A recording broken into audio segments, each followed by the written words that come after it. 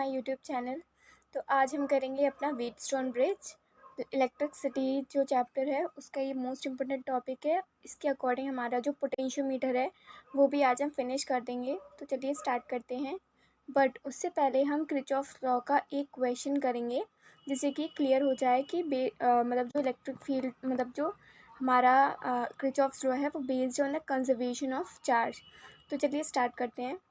So guys, ये एक question है जिसमें हमें I1, I2 और I3 तीन करेंट्स निकालने हैं।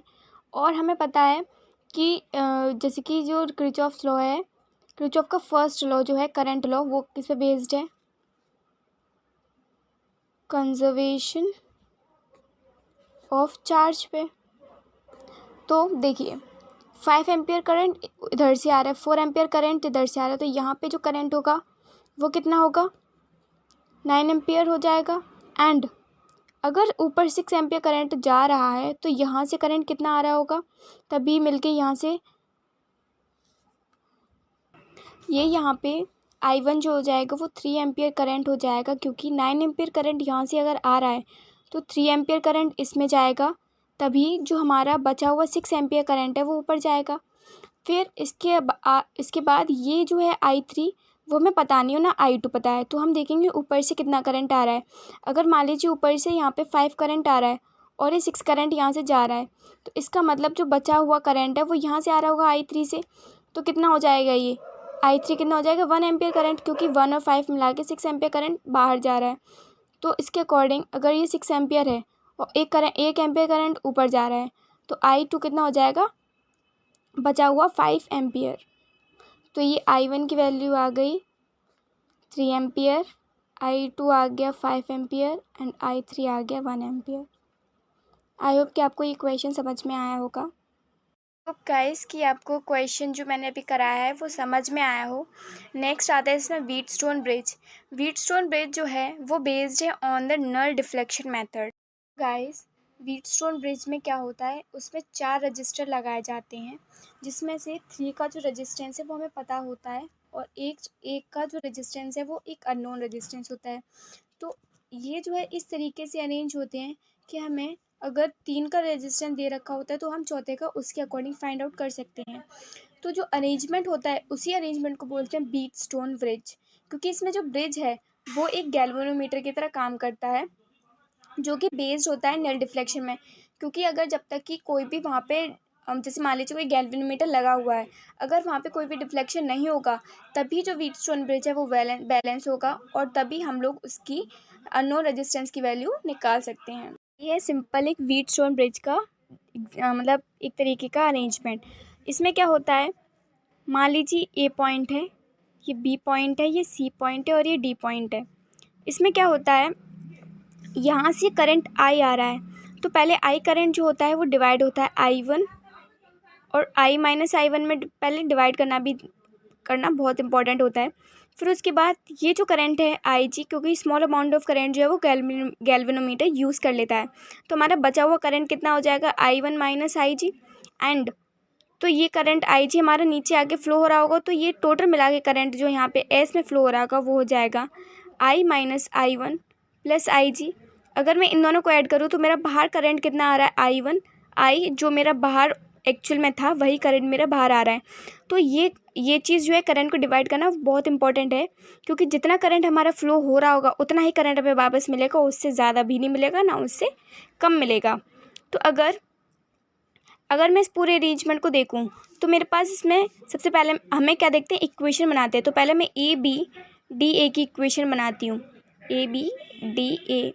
तो इसके अकॉर्डिंग जो मेरी ABDA की इक्वेशन होगी वो होगी, रेजिस्टेंस को ऐड करके चलते हैं बट हम उसके डायरेक्शन में चलते हैं, तो ये हो जाएगा minus of PI1 minus GIG plus RI minus RI1 कितना हो जाएगा? 0। मान लीजिए इक्वेशन नंबर फर्स्ट है।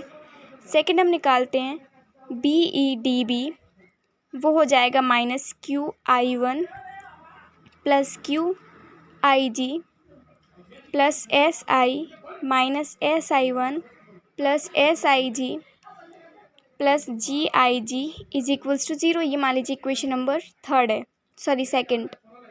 अब क्या होता है, अब हम अगर मान लीजिए अगर हम चेंज कर रहे हैं रेजिस्टेंस क्यू आर और एस को, जब तक कि कोई भी डिफ्लेक्शन ना हो, तो तब तक हम ये नहीं कह सकते व्हीटस्टोन ब्रिज बैलेंस है। जैसे ही डिफ्लेक्शन यहाँ पे ज़ीरो हो जाएगा, वैसे ही व्हीटस्टोन ब्रिज क्या हो जाएगा, बैलेंस हो जाएगा।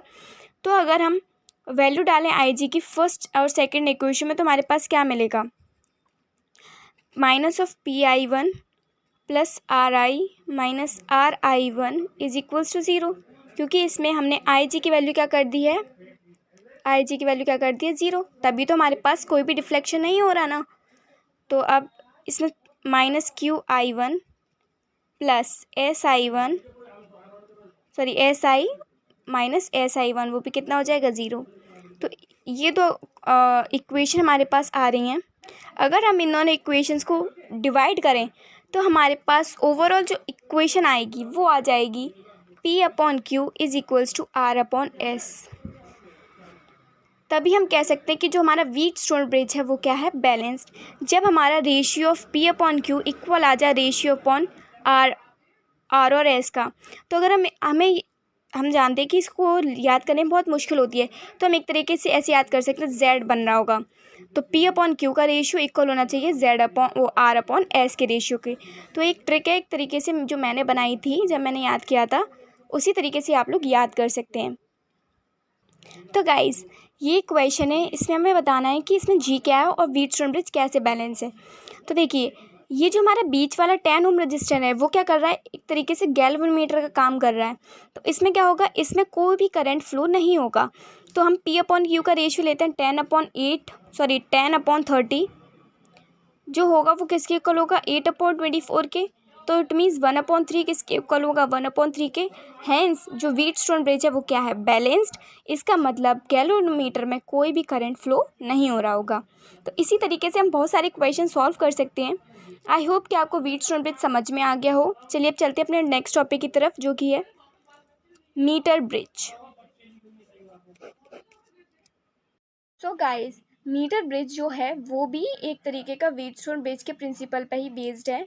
उसमें भी क्या होता है, एक अननोन रेजिस्टेंस होता है जिसकी हमें वैल्यू फाइंड आउट करनी होती है। तो इसमें इसको मीटर ब्रिज क्यों बोलते हैं, क्योंकि इसमें जो हम यूज़ करते हैं वो 1 मीटर का रेजिस्टेंस वायर है, इसलिए इसको व्हीटस्टोन ब्रिज मीटर ब्रिज कहा जाता है। तो इसकी कंस्ट्रक्शन जो है वो बहुत ही सिंपल है, और ये जो है वो हमें एक्सपेरिमेंट्स करने में भी बहुत ज़्यादा यूज़फुल होता है। तो चलिए अब इसकी कंस्ट्रक्शन वगैरह को देखते हैं। हम मीटर ब्रिज को कंस्ट्रक्ट करते हैं। तो इसमें क्या होता है, पहले तो एल शेप्ड के 2 कार्डबोर्ड पीसेस होते हैं, एल शेप के।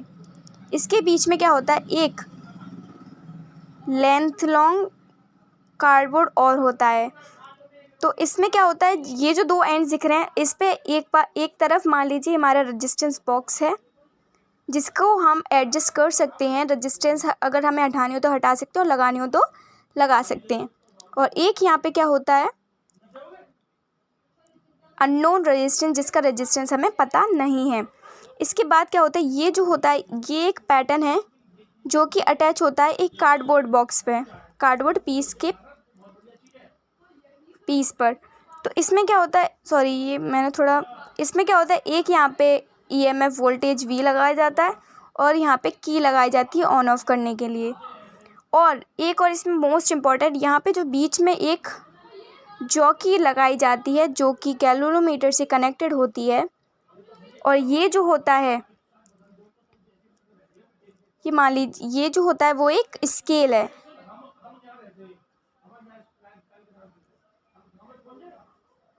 तो ये है एक ओवरऑल कंस्ट्रक्शन मीटर ब्रिज की। तो इसको कंस्ट्रक्ट करने में हमें क्या क्या चाहिए होता है, तो इसमें एक 1 metre long standard resistance wire होता है, और जो कि बना होता है, मतलब अटैच होता है एक कार्डबोर्ड पीस पर।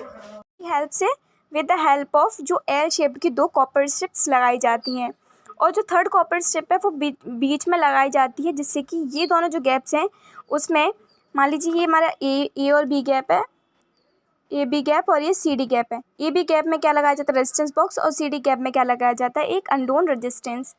तो एक बैटरी कनेक्ट की जाती है along this cardboard piece and a key. तो ये जो गैप में भी समझ में आ गया क्या कनेक्ट की जाती है, और एक जो जॉकी है वो भी कनेक्ट की जाती है, जिससे कि हमें एक वो पॉइंट मिल जाए जिसमें डिफ्लेक्शन जो हो जाए वो कितना हो जाए, 0। अब अगर इसकी वर्किंग को जाने तो वर्किंग में क्या होता है, जो अननोन रेजिस्टेंस हमने लगाया जाता है उसकी वैल्यू हमें निकालनी होती है। तो इसमें क्या करते हैं, जैसे हम की को ऑन करते हैं तो जॉकी को इस तरीके से इस पर लगाया जाता है जिससे कि इसका डिफ्लेक्शन जो हो जाए वो कितना हो जाए, गैल्वेनोमीटर क्या शो करे, 0। तो अगर हम व्हीटस्टोन ब्रिज के अकॉर्डिंग देखें तो हमारा जो RB/X होगा वो किसके इक्वल हो जाएगा, जो हमारी लेंथ होगी, मान लीजिए जो मेरा बैलेंस पॉइंट आया है वो P पॉइंट पे आया है, तो ये मान लीजिए A पॉइंट है, ये P और ये B मान लीजिए, तो वो हो जाएगा AP/100 माइनस दिस होल। तो मेरे पास 100 माइनस दिस AP क्या हो जाएगा, दिस इज PB। तो length of AP/ length of PB।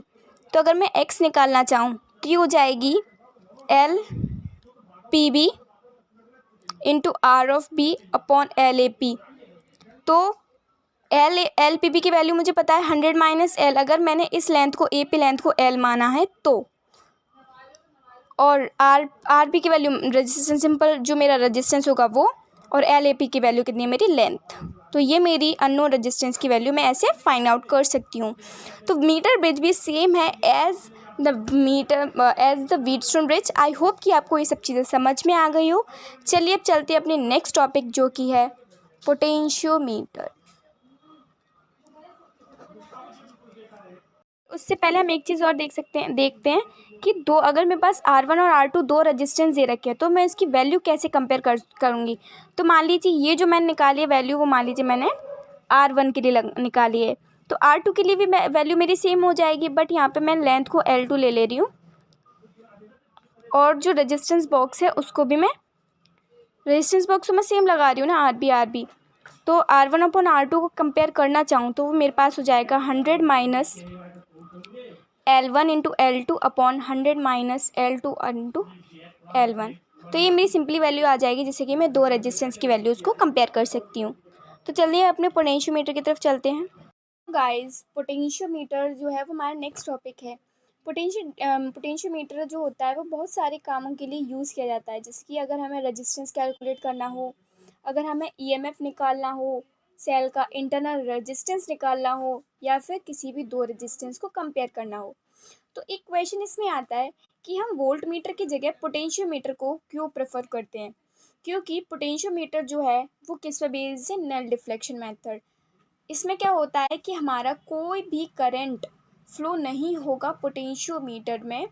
इसका जैसे कि वोल्ट मीटर में भी हमारा कुछ ना कुछ करंट जो होता है फ्लो करता है, तो हमारा ओवरऑल हमें एक्चुअल वोल्टेज करंट नहीं मिल पाता है अपने रेजिस्टेंस के अक्रॉस। तो उस डिफेक्ट को कम करने के लिए हम पोटेंशियोमीटर को यूज़ करते हैं, प्रेफर करते हैं। देखते हैं कि पोटेंशियोमीटर जो है वो किस प्रिंसिपल पर वर्क करता है। तो अगर मैंने किसी भी रेजिस्टेंस पे पोटेंशियल डिफरेंस अप्लाई किया तो जो वोल्टेज क्रिएट होगा across any portion of the wire वो इक्वल होगा या प्रोपोर्शनल होगा टू जो लेंथ ऑफ द वायर है उसके। तो इससे हम देख सकते हैं कि V is directly proportional to length. Guys, चलिए हम देखते हैं कि इसके केसेस किस तरीके से हम यूज़ करते हैं। तो सबसे पहला आता है कि हम EMF ऑफ अननोन रेजिस्टेंस कैसे कैलकुलेट करें। तो जो हमारा ये जो है वो हमारी बेड ड्राइविंग सेल है, जो कि रियोस्टैट की एमीटर के साथ कनेक्टेड होती है, और ड्राइविंग सेल का जो पॉजिटिव टर्मिनल है वो जो होता है वो जो हमारा EMF वोल्ट है उसके पॉजिटिव टर्मिनल से कनेक्ट होता है। ये जो है वो हमारा रेजिस्टेंस बॉक्स है, ये जो है हमारी गैल्वेनोमीटर है, और ये जो है वो हमारी जॉकी है। तो रियोस्टैट जो होता है वो कंट्रोल करने के लिए होता है पोटेंशियल ग्रेडियंट को, और जो सेल जिसका हम EMF निकालना चाहते हैं वो कनेक्ट किया जाता है जो कि मैंने अभी बताया पॉजिटिव टर्मिनल के साथ, एंड नेगेटिव टर्मिनल किया जाता है हमारा गैल्वेनोमीटर है रेजिस्टेंस बॉक्स का। और जो गैल्वेनोमीटर को रेजिस्टेंस बॉक्स से इसलिए कनेक्ट किया जाता है जिससे कि हम गैल्वेनोमीटर को बचा सकें फ्रॉम हाई करंट, जब तक कि हमारे पास बैलेंसिंग पॉइंट नहीं आ जाता है। इसका कोई भी रोल नहीं है बैलेंसिंग पॉइंट को निकालने में। तो जैसे कि हम जानते हैं ये थोड़ा गड़बड़ लिखा है मैंने। तो जैसे कि हम जानते हैं V is directly proportional to L। तो अगर मुझे कैलकुलेट करना है इसकी वैल्यू तो V is equals to K into L या फिर E is equals to K into L. तो इससे मेरी बैलेंसिंग मतलब जो हमारी पोटेंशियल की वैल्यू है या फिर अननोन रजिस्टर का EMF है वो कैलकुलेट हो जाएगा। इसी में हम देखते हैं, अगर मेरे पास मान लीजिए अगर मैंने 2 EMF सेल्स लगा दिए E1 और E2 with this resistance box, ये क्या है, 2 वे स्विचर किया। अगर मैंने पहले वाले को ओपन किया तो पहले वाले के अक्रॉस करंट फ्लो करेगा। अगर मैंने दूसरे वाले को मतलब स्विच ऑन किया तो क्या हो जाएगा, E2 के में जितना भी मतलब फ्लो होगा वो E2 की EMF फ्लो होगा। तो अगर मेरे को पता है that E is equals to K into L, तो पहले मान लीजिए जो फर्स्ट केस है उसमें मैंने E1 वोल्टेज अप्लाई किया है अक्रॉस दी रजिस्टेंस, और जो मेरा सेकंड केस है उसमें मैंने E2 को अप्लाई किया है। तो अगर मैं इन दोनों इक्वेशंस को कंपेयर करूँ तो E1 अपॉन E2 किसके इक्वल हो जाएगा, L1 अपॉन L2 के। तो इससे मेरी अननोन जो मेरे पास 2 EMF हो गए उसकी वैल्यूज़ भी मैं कंपेयर कर सकती हूँ। आई होप कि आपको ये दोनों कंपैरिजन समझ में आ गए हों। थर्ड केस आता है इसमें कि इंटरनल रेजिस्टेंस कैसे फाइंड किया जाता है। इसके लिए हम एक अलग से डायग्राम बनाते हैं। तो गाइस इसमें क्या, जैसे मान लीजिए अगर मैंने K2 को ओपन किया, स्टेप 1 मान लीजिए, स्टेप 1, तो ये मेरे पास जो है वो K2 है। अगर मैंने इसको ऑन किया तो मेरा EMF जो हो जाएगा वो इक्वल हो जाएगा K टाइम्स ऑफ L2। तो इसका मतलब जो RB2 है ये मेरा RB2 है और ये मेरा RB1 है, इसमें कोई भी करंट फ्लो नहीं होगा। तो इसका मतलब जो बैलेंसिंग पॉइंट है वो मेरा C1 पे मान लीजिए आएगा। तो मेरा EMF हो जाएगा E times of K into L1। अगर मैंने K2 को क्लोज़ किया स्टेप 2 में, स्टेप 1 में K1 क्लोज, और स्टेप 1 में K2 जो है वो है क्या है, ओपन की है, और K2 इसमें सेकंड केस में क्या है, क्लोज़ कर दी। तो इसका मतलब अगर मैंने ये कर दिया तो रेजिस्टेंस मैंने लगाया अगर RB2 में, तो बैलेंसिंग पॉइंट जो है वो मान लीजिए मेरा C2 पॉइंट पे आ गया। C2 पॉइंट पे मेरा क्या आ गया, बैलेंसिंग पॉइंट। तो जो मेरा LAC2 हो जाएगा वो किसके, लेंथ 2 मान लीजिए इसके इक्वल हो जाएगा, और KL2 is equals to VAC2 या फिर सिंपली वोल्टेज के टर्मिनल पोटेंशियल डिफरेंस के इक्वल मान लीजिए, क्योंकि करंट जो है वो XY में स्टिल फ्लो हो रहा है। XY जो है वो मेरा ये पॉइंट है, इसमें स्टिल करंट जो क्या कर रहा है, फ्लो कर रहा है। तो जैसे कि मान लीजिए मुझे पता है V is equals to E minus IR होता है। अगर मैं दोनों तरफ V से डिवाइड कर दूँ तो मेरा आ जाएगा 1 is equals to E upon V minus IR upon V। E upon V जैसे कि हम जानते हैं, अगर मैं इसको लिखना चाहूँ तो ये हो जाएगा E upon V is equals to IR upon I into R, it is minus. तो I से मैं I कैंसिल आउट कर सकती हूँ क्योंकि करंट जो होता है वो सेम फ्लो करेगा। तो और एक और E अपॉन V की वैल्यू अगर मैं निकालना चाहूँ तो हो जाएगी कि L1 upon K times of L2, L1 upon L2 के इक्वल। तो यहाँ से अगर मैं निकालना चाहूँ R अपॉन R की वैल्यू तो हो जाएगी E अपॉन V माइनस 1, और R की value E upon V minus 1 into R। एक तो वैल्यू ये आ गई अगर मुझे वोल्टेज के टर्म्स में निकालना है। अगर मुझे लेंथ के टर्म्स में निकालना है तो R की वैल्यू हो जाएगी E upon V minus 1 into R, या फिर L1 upon L2 minus 1 into R। आई होप कि आपको ये दोनों वैल्यू समझ में आ गई हूँ। नेक्स्ट हम चलते हैं कि अगर हमें कैलकुलेट करना है एक्सटर्नल रेजिस्टेंस की वैल्यू तो हम क्या करेंगे। तो मान लीजिए अगर मैं K1 क्लोज करती हूँ, K1 जो है वो अगर मैं क्लोज करती हूँ तो AC1 जो हो जाएगा वो हो जाएगा L1, और KL1 जो हो जाएगा वो इक्वल हो जाएगा V1 के। मान लीजिए इक्वेशन 1 है, K1 को ओपन करके K2 को क्लोज करती हूँ, इसमें क्या है, K2 ओपन है, तो AC2 जो हो जाएगा वो L2 मान लीजिए, और KL2 जो हो जाएगा वो V2 के इक्वल हो जाएगा। तो अगर मैं इन दोनों इक्वेशंस को कंपेयर करूँ तो L1 अपॉन L2 जो हो जाएगा वो इक्वल हो जाएगा R1 अपॉन R2 के। जैसे कि हम जानते हैं कि रेजिस्टेंस जो है वो डायरेक्ट प्रोपोर्शन होता है लेंथ की। आई होप कि आपको ये चारों केसेस समझ में आ गए हों, और इसी तरीके से हमारा जो पोटेंशियोमीटर टॉपिक है वो ख़त्म होता है। बट इसमें एक टॉपिक और आता है जिसका नाम है सेंसिटिविटी ऑफ पोटेंशियोमीटर। तो चलिए हम वो भी देखते हैं। सेंसिटिविटी का मतलब है कि कोई चीज़ कितनी ज़्यादा नाजुक है, एक तरीके से मान लीजिए। तो सेंसिटिविटी को अगर डिफाइन करना चाहें तो ये होता है कि जितना ज़्यादा पोटेंशियल डिफरेंस कम कर सकें पोटेंशियोमीटर की तरफ से, उतनी ज़्यादा उसकी सेंसिटिविटी होगी। जैसे मान लीजिए अगर मैंने किसी भी रेजिस्टेंस को धूप में रखा तो वो कितनी जल्दी अपना रेजिस्टेंस लूज़ करती है, वो उसकी सेंसिटिविटी हो जाती है।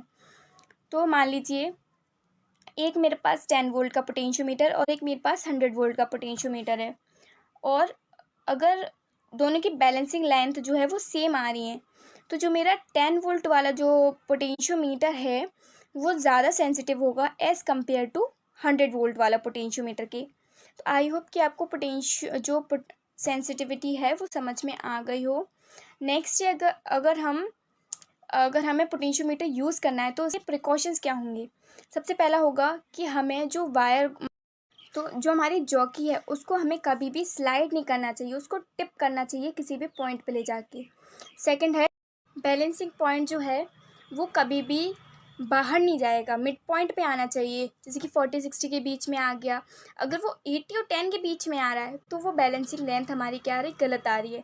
हमें दोबारा अपना सेटअप चेक करना चाहिए। जैसे कि हमारी बैलेंसिंग लेंथ है तो 40-60 के बीच में ऐसा रिज़ल्ट आना चाहिए। थर्ड है, जो हम ऑब्जर्वेशन ले रहे हैं वो जल्दी ही लेना चाहिए। सर्किट क्लोज करते हैं, नहीं तो जो करंट है वो फ्लो करता रहेगा लॉन्ग ड्यूरेशन के लिए, जिससे कि रेजिस्टेंस वायर जो है वो अपनी रेजिस्टेंस क्या कर देता है, चेंज कर देता है। ये सारी जो है वो उसकी प्रिकॉशंस है किसी भी पोटेंशियोमीटर या मीटर वायर, मीटर ब्रिज या फिर हमारा जो व्हीटस्टोन ब्रिज है उसको यूज़ करने की। नेक्स्ट आता है हमारा रेजिस्टेंस, स्टैंडर्ड रेजिस्टेंस वायर क्या होता है। स्टैंडर्ड रेजिस्टेंस वायर जो होते हैं वो हमारे डिफरेंट अलॉय से बनते हैं, जैसे मैग्नेटिन हो गया, कॉन्स्टेंटिन हो गया, जिनकी जो रेजिस्टिविटी की वैल्यू जो होती है वो बहुत ज़्यादा होती है, हाई होती है, और अल्फ़ा की वैल्यू बहुत ही कम होती है। Thank you guys, I hope कि आपको ये चैप्टर अच्छे से समझ में आया होगा। ये जो चैप्टर करंट इलेक्ट्रिसिटी वो बहुत ही अच्छा टॉपिक है, बहुत ही इंटरेस्टिंग सब्जेक्ट, मतलब इंटरेस्टिंग टॉपिक है। आई होप कि आपको अच्छे से समझ में आ गया होगा। Thank you guys for this chapter, for this lecture 2. I hope you all the best. Thank you. Bye bye.